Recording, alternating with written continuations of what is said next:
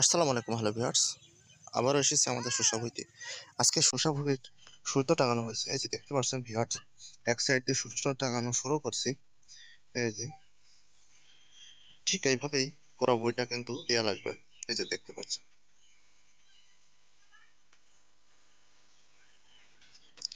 ওইদিকে মল্লিকার ক্ষেতটা কিন্তু সব কাটা হচ্ছে। আপাতত ফুলের দাম না থাকার কারণে ফুল গাছগুলি সব কেটে দেওয়া হচ্ছে। তো শসা গাছের গ্রোথ মোটামুটি ভালোই দেখা যাচ্ছে। এই যে দেখুন, আজও আজকে এসেছে মাঠে। এই যে গাছের উপর যেন পা পড়ে না, একটু খেয়াল করে হাঁটবে কেমন।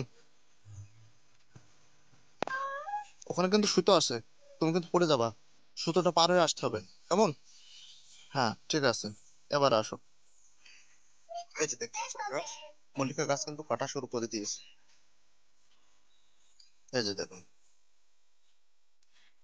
এই সাইড দিয়ে কাটা শুরু হয়েছে।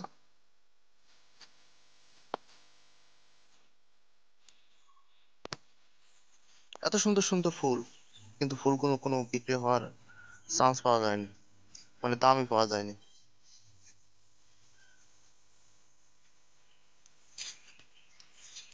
আবার যখন দাম হয় তো খুবই দাম হয়, 1 টাকা থেকে 5 টাকা।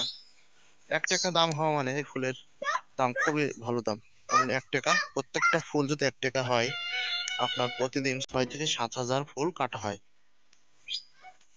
এই ক্ষেতটার ভিতরে প্রতিদিন 5 থেকে 6 হাজার ফুল কাটা সম্ভব।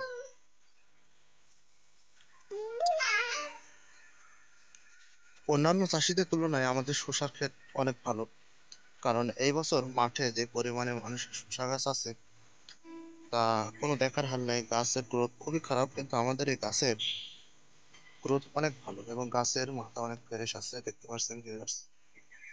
এই যে দেখুন, এগুলো আজকে সকালবেলা সুতো দেওয়া হয়েছে।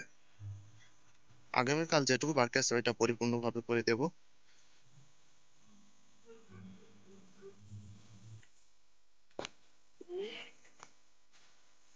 দেখতে পাচ্ছেন viewers? এগুলো হচ্ছে টমেটো, আলির পরে সব লাগানো আছে। যাওয়া লাগবে না, তুমি এখানে আসো। কি করবো তুমি, ওখানে যাওয়া লাগবে না, চলে আসো এখানে। এদিকে লেবুর কলপ কিন্তু অনেক বড় হয়ে গেছে। এই যে দেখুন লেবুর কলপ। আমরা একটু বাগানের ভিতরে যাব ভিউয়ার্স, দেখে আসি কি অবস্থা। আমার ভিডিওগুলো যদি পছন্দ হয়, একটি শেয়ার, একটি লাইক ও একটি সাবস্ক্রাইব করে যাবেন। এই যে দেখুন, আজম কিন্তু মাঠে আসলে দুষ্টুমি করবেই।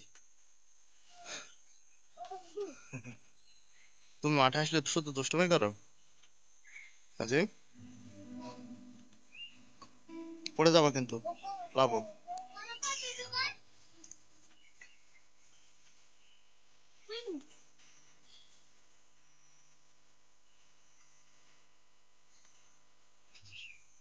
পড়ে যাবা, ওটা লেব বড়।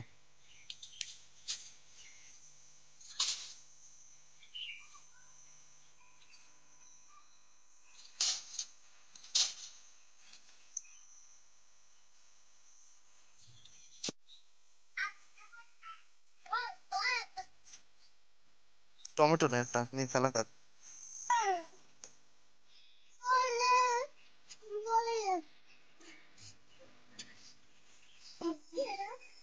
আর